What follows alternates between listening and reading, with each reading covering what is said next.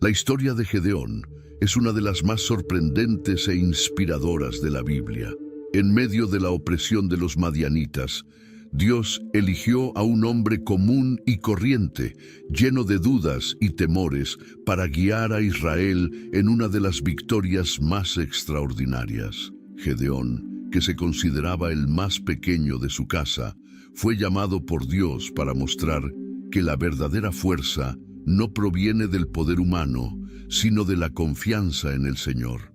Su historia nos muestra que Dios usa a los débiles para confundir a los fuertes y también revela los peligros de la idolatría y la ambición, trayendo importantes lecciones sobre la fe, la humildad y la obediencia.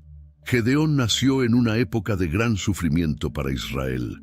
Los madianitas, un pueblo cruel y despiadado, saqueaban las tierras de los israelitas año tras año, destruyendo cosechas y apoderándose de lo poco que quedaba. Los israelitas se escondieron en cuevas de las montañas, aterrorizados, mientras veían cómo sus cultivos, su ganado e incluso sus familias eran destruidos o arrebatados. El escenario era de total desesperación. Gedeón vivía en Ofra, una pequeña aldea de la tribu de Manasés. Era hijo de Joás, y como muchos israelitas de esa época, apenas podía imaginar cómo podrían cambiar las vidas de su pueblo. Era un hombre sencillo, alguien que nunca destacaría entre los guerreros de su tribu, ni habría imaginado que podría liderar un ejército. No fue visto como un líder. De hecho, Gedeón se veía a sí mismo como el más pequeño de su familia, y a su familia como la menos importante de todos. La opresión de los madianitas había quebrantado el espíritu del pueblo de Dios. Pero incluso en medio del caos y el miedo, algo sorprendente estaba a punto de suceder. La situación de Israel había llegado a un punto insoportable, y la ayuda que esperaban no vendría de un ejército fuerte ni de un rey poderoso. No, la ayuda llegaría de un lugar improbable, de alguien que, hasta ese momento, no era más que un granjero escondido y asustado. Un día, mientras Gedeón estaba amasando el trigo en el lagar escondido de los madianitas, sucedió algo extraordinario. Estaba solo, atendiendo lo poco que quedaba de la cosecha, tratando de asegurarse de que su familia tuviera comida. El miedo a los enemigos le hacía actuar con cautela y cada sonido del viento le mantenía alerta. Fue en ese momento de tensión que apareció una figura inesperada. Un hombre a primera vista común, pero que Gideón pronto se daría cuenta de que era diferente. Este hombre, que en realidad era un ángel enviado por Dios, se acercó y con voz tranquila y firme saludó a Gedeón de manera sorprendente. «El Señor está contigo, valiente». Esas palabras le parecieron extrañas a Gideón. ¿Corajudo? ¿Él que se escondía allí por miedo a los madianitas? ¿Él que nunca ejerció una espada en la batalla? Gedeón, desconfiado, inmediatamente cuestionó: «Si el Señor está con nosotros, ¿por qué nos ha sucedido todo esto? ¿Dónde están las maravillas que nos contaron nuestros padres?» El sufrimiento de su pueblo era claro, y Gedeón no podía entender cómo podía ayudar. Pero el ángel fue directo: «Usa la fuerza que tienes y libera a Israel de las manos de los madianitas». Pero Gedeón vaciló. A pesar de las palabras del ángel, Gedeón todavía estaba lleno de dudas. Sabía que provenía de la familia más pequeña de su tribu y no tenía la confianza para liderar a nadie, y que el llamado era demasiado grande para un hombre tan sencillo. Antes de dar cualquier paso, necesitaba certeza. Entonces, en una mezcla de precaución y miedo, pidió una señal al Señor. Gedeón preparó un cabrito y pan sin levadura, los puso sobre una roca y esperó. El ángel extendió su bastón y en un abrir y cerrar de ojos, de la roca surgió fuego que consumió la ofrenda. Gedeón quedó atónito, le temblaban las piernas y supo que realmente había visto al mensajero de Dios. Pero la tarea no sería fácil. Esa misma noche, Dios le dio a Gedeón una orden directa: destruir el altar de Baal que su propio padre había erigido y derribar el ídolo de Asera. La idolatría se había extendido entre el pueblo y este fue el primer paso hacia la liberación de Israel. Gedeón, todavía temeroso, hizo lo que el Señor le ordenó, pero al amparo de la oscuridad. Sabía que al amanecer el pueblo no estaría contento. A la mañana siguiente, la ciudad estaba alborotada. Los hombres pronto descubrieron que Gedeón había destruido el altar y exigieron su muerte. Sin embargo, Joás, el padre de Gedeón, dio un paso inesperado. Si Baal es Dios, que luche por sí mismo. Estas palabras protegido Gedeón, pero ahora todos lo conocían. Su nombre estaba en todas las bocas y los ojos estaban puestos en él. Aún así, Gideón no estaba preparado. Necesitaba otra señal para fortalecer su fe. Habiendo decidido, colocó un vellón de lana en el suelo y pidió que al amanecer hubiera rocío solo sobre la lana y no sobre la tierra que la rodeaba. Esa noche, Gedeón colocó el vellón en el suelo y se fue a dormir, esperando la señal que demostraría una vez más que Dios estaba con él. Al amanecer, su corazón latía con fuerza mientras se acercaba. Cuando tocó el velo, sintió su lana completamente empapada de rocío, pero el suelo a su alrededor estaba seco. Sin duda, fue una señal divina. Aún así, Gideón vaciló. ¿Y si fuera una coincidencia? Quizás sería mejor probarlo una vez más, solo para estar seguro. Luego pidió otra señal. Esta vez, que el vellón permaneciera seco mientras que el suelo a su alrededor permaneciera mojado por el rocío. La mañana siguiente, cuando se acercó al vellón, el suelo estaba cubierto de gotas de rocío, pero la lana permaneció seca. Era la confirmación que necesitaba. Dios realmente lo había elegido para una misión imposible: liberar a Israel de las manos de los madianitas. Con fe renovada, Gedeón reunió un gran ejército, hombres de diferentes tribus, listos para luchar contra los enemigos que los oprimieron. El campamento de soldados creció y el impresionante número de guerreros trajo una sensación de seguridad, incluso frente al inmenso ejército madianita que esperaba en el valle. Parecía que las cosas empezaban a encajar. Gedeón estaba empezando a sentir que tal vez realmente pudiera llevar a su pueblo a la victoria. Gedeón estaba a punto de enfrentarse a un ejército gigantesco, y el alivio de ver a tantos hombres listos para luchar a su lado le brindó un raro momento de confianza. Después de todo, con 32.000 soldados, las posibilidades de victoria parecían mucho más reales. Pero ese sentimiento duró poco. Dios tenía otros planes y lo sorprendió con una orden difícil de entender. «Hay demasiada gente», dijo el Señor. No quería que Israel alarde de una victoria por la fuerza de su número, pero que reconocieron que la salvación vendría exclusivamente de su mano.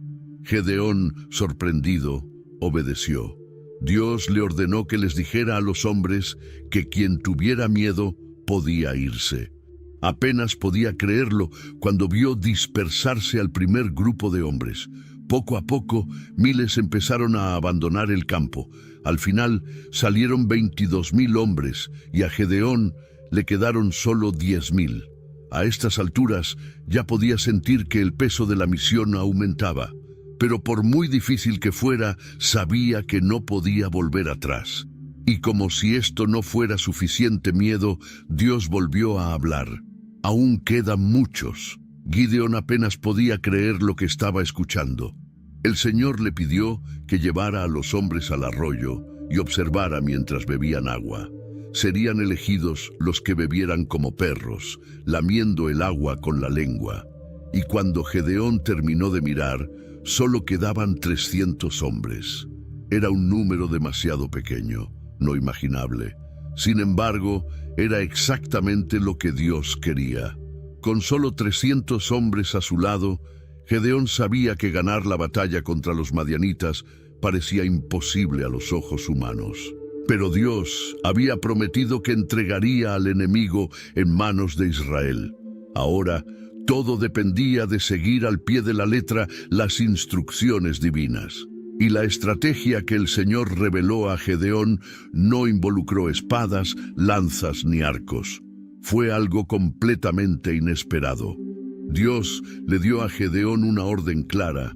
Cada hombre debía llevar una trompeta, una antorcha escondida dentro de una vasija de barro, y en el momento oportuno, todos debían romper las vasijas, encender las antorchas y tocar las trompetas. Esta táctica inusual no tenía sentido militar, pero Gedeón confió en lo que Dios había dicho. Aunque sus hombres no entendieron completamente el plan, todos estaban dispuestos a cumplirlo.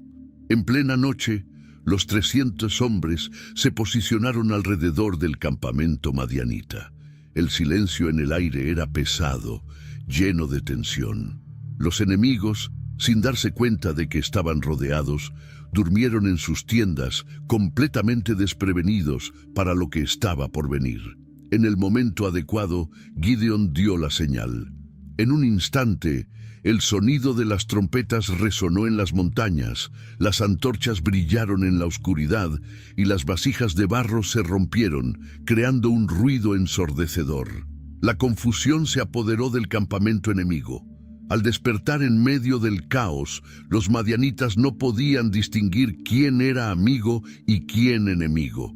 Desesperados, comenzaron a luchar entre sí y lo que parecía una fuerza invencible comenzó a desintegrarse. El caos que se apoderó del campamento madianita fue devastador. Gedeón y sus 300 hombres apenas tuvieron que luchar. En medio de la oscuridad, los madianitas, presas del pánico, comenzaron a atacarse unos a otros. La confusión fue tan grande que cada hombre parecía un enemigo y el vasto ejército se desmoronó. Los hombres cayeron unos sobre otros, huyendo desesperados. En la noche, estaba claro que Dios había cumplido su promesa de entregar a los enemigos en manos de Gedeón. Pero la victoria aún no era completa. Muchos de los madianitas lograron huir, incluidos sus líderes, Seba y Salmuna. Y Gedeón sabía que mientras estos líderes siguieran vivos, la amenaza a Israel continuaría. Entonces, sin dudarlo, él y sus hombres partieron en su persecución, a pesar de que estaban exhaustos después de la batalla. Gedeón no descansaría hasta que la misión estuvo completa. Durante la persecución, Gedeón pidió ayuda a los hombres de Sucot y Penuel, pero ellos, incrédulos de que Gedeón pudiera derrotar a Seba y Salmuna, se negaron a apoyar a los israelitas. Este rechazo, sin embargo, no debilitó la determinación de Gideón. Con valentía, siguió tras las huellas de los dos reyes enemigos, llevándose consigo a los pocos hombres que le quedaban. Cada paso de esta cacería requería más fuerza y fe. Gedeón sabía que lo superaban en número y que su ejército estaba cansado. Pero el fin de la opresión de Israel estaba cerca y no podía regresar.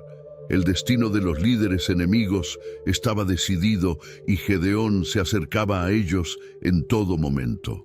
La persecución de Gedeón no fue fácil. Él y sus 300 hombres estaban exhaustos. Ya habían luchado, corrido y perseguido a sus enemigos durante kilómetros, pero la determinación de Gideón era inquebrantable. La victoria completa solo llegaría con la captura de los líderes madianitas, Seba y Salmuna.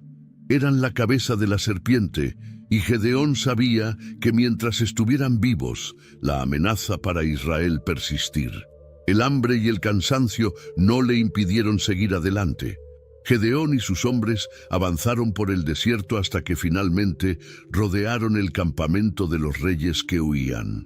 Fue el momento decisivo. Con una estrategia rápida y precisa, los pocos hombres de Gideón sorprendieron a los soldados que protegían a Seba y Salmuna. En medio del ataque, el ejército de los reyes se desmoronó una vez más y finalmente fueron capturados. Con Seba y Salmuna bajo su control, Gideón emprendió el regreso. Su mente, sin embargo, no estaba solo en los reyes que ahora estaban ante él. No había olvidado el desprecio que sufrió en Sucot y Penuel. donde los líderes locales se negaron a ayudarlo en su misión. Ahora, con los reyes enemigos prisioneros, regresaría a esas ciudades para ajustar cuentas. Cuando llegó a Sucot, Gedeón mostró a los reyes capturados a los líderes incrédulos. Su victoria fue una prueba de que Dios estuvo de su lado todo el tiempo, y aquellos que lo despreciaban ahora pagarían el precio de su desconfianza. La victoria de Gedeón sobre los madianitas trajo la paz a Israel por primera vez en muchos años. El pueblo, aliviado por el final de la opresión, no podía creer que este hombre, hasta entonces desconocido, se hubiera convertido en el libertador de su nación. Los israelitas estaban eufóricos, agradecidos de estar finalmente libres del enemigo. Fue un momento de celebración, pero también de decisiones importantes para el futuro. Cuando Gedeón regresó con los reyes capturados y su pequeña tropa, una multitud comenzó a reunirse a su alrededor. Lo que inicialmente fueron murmullos de agradecimiento, pronto se convirtieron en algo más grande. La gente empezó a aclamar a Gedeón como el gran héroe de Israel, y en medio de la emoción surgió una propuesta inesperada. Gedeón, sé nuestro rey, dijeron. Gobierna sobre nosotros tú, tus hijos y los hijos de tus hijos. La oferta era tentadora.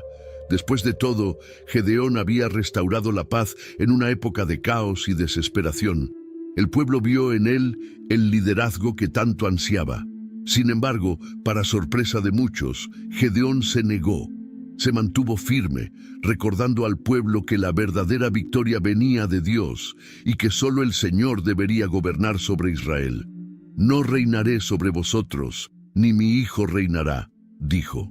El Señor es quien reinará sobre vosotros. A pesar de rechazar el trono, Gedeón hizo una petición.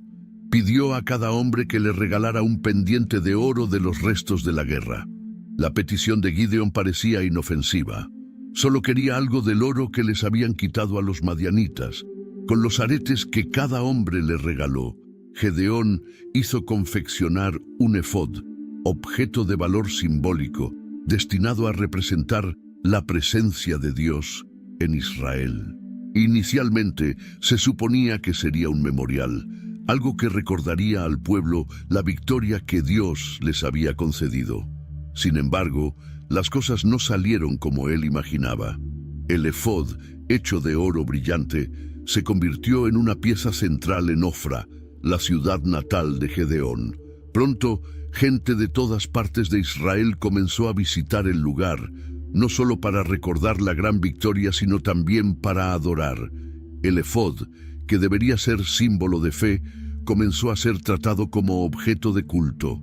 Sin que Gedeón se diera cuenta, había creado una nueva trampa para el pueblo de Dios.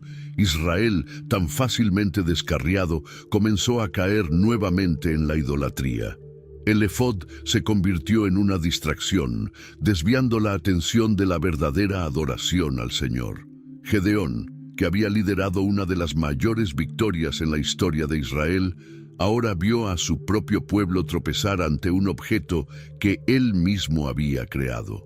Gedeón vivió muchos años después de su victoria sobre los madianitas. Durante este tiempo, Israel disfrutó de una paz que no había experimentado en mucho tiempo. El pueblo respetaba a Gedeón y recordaba cómo Dios lo había usado para liberarlos. Tuvo muchos hijos y su vida parecía tranquila en Ofra. Gedeón fue sin duda uno de los mejores jueces de Israel, pero su tiempo en la tierra estaba llegando a su fin. Con su muerte, algo empezó a cambiar rápidamente. La ausencia de su liderazgo abrió espacio para el viejo problema que siempre rodeó a Israel: la idolatría. El efod de oro que él había mandado hacer siguió siendo una piedra de tropiezo para el pueblo. Sin Gedeón para guiarlos, los corazones de los israelitas se volvieron una vez más hacia dioses falsos. El ciclo de desobediencia, que parecía interrumpido, pronto volvió con fuerza. Sin embargo, la idolatría no fue el único problema que surgió. Uno de los hijos de Gedeón, Abimelec, vio la oportunidad de tomar el poder.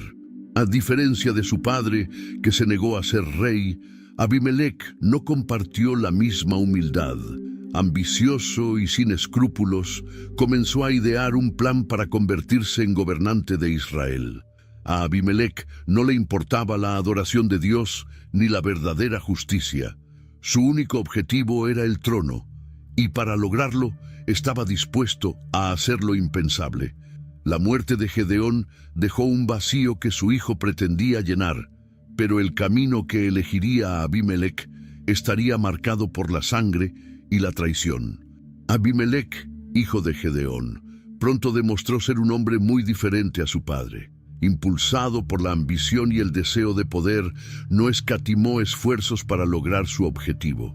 En lugar de ser un líder guiado por la fe y el temor de Dios, Abimelec decidió tomar el trono por la fuerza y en un acto impactante se dirigió hacia sus hermanos, los hijos de Gedeón, y los mató sin piedad, a todos excepto a Jotam, que logró escapar. Esta masacre fue un intento brutal de eliminar a cualquier competidor por el poder. Muertos sus hermanos, Abimelec se proclamó rey en Siquem. Pero su reinado estuvo marcado por la violencia y la falta de justicia. Gobernó con mano de hierro y el pueblo pronto se encontró en un nuevo ciclo de sufrimiento, muy diferente de la paz que habían experimentado durante la vida de Gedeón. Abimelec, que se suponía debía honrar el legado de su padre, se convirtió en el opresor que Gedeón luchó tan duro para derrotar. Sin embargo, la ambición de Abimelec también provocó su caída. Su gobierno fue corto y lleno de conflictos. Finalmente, se enfrentó a una rebelión y en una de las batallas, cuando intentaba tomar una ciudad, fue golpeado en la cabeza por una piedra arrojada por una mujer. Herido y humillado, pidió a uno de sus soldados que lo matara con una espada, para que no se dijera que una mujer le había quitado la vida. Y así terminó el reinado de Abimelec. Un final trágico para un hombre que tenía todo para honrar el nombre de su padre, pero eligió el camino de la codicia y la destrucción. La paz que Gedeón había logrado se vino abajo rápidamente e Israel volvió al ciclo de idolatría y caos. La historia de Gedeón está marcada por impresionantes giros y vueltas que muestran que Dios elige a aquellos que, a los ojos humanos, parecen insignificantes para lograr grandes cosas. Gedeón empezó como un hombre corriente, oculto, lleno de dudas e inseguridades. Sin embargo, fue precisamente esta debilidad la que Dios usó para demostrar su poder. La victoria sobre los madianitas no se logró por la fuerza ni por el número de soldados, sino por la obediencia a Dios, quien dejó claro que es Él quien concede la victoria, incluso en las situaciones más improbables. El viaje de Gedeón nos enseña acerca de la fe. A pesar de sus dudas, dio pasos valientes, confiando en las señales que Dios le enviaba. Su disposición a seguir la guía divina, incluso cuando todo parecía imposible, muestra hasta qué punto la confianza en Dios puede transformar lo imposible en realidad. Gedeón dirigió una pequeña tropa de 300 hombres contra un vasto ejército y aún así triunfó. Pero la historia de Gedeón también trae consigo importantes advertencias. Después de su gran victoria, el efod de oro, creado con buenas intenciones, se convirtió en un vínculo de idolatría para Israel. Incluso los líderes más fieles pueden, sin querer, hacer que su gente tropiece cuando pierden el enfoque en lo que realmente importa, la fidelidad a Dios. Al final, el legado de Gedeón se vino abajo debido a la ambición de su hijo Abimelec, quien usó su poder para el mal. La historia nos advierte sobre los peligros de la vanidad y la sed de control, recordándonos que sin Dios, incluso los mayores triunfos pueden desmoronarse. La mayor lección de Gedeón es clara. Cuando ponemos nuestra confianza en Dios, Él hace lo imposible, pero nunca podemos olvidar que toda la gloria le pertenece a Él y no al hombre.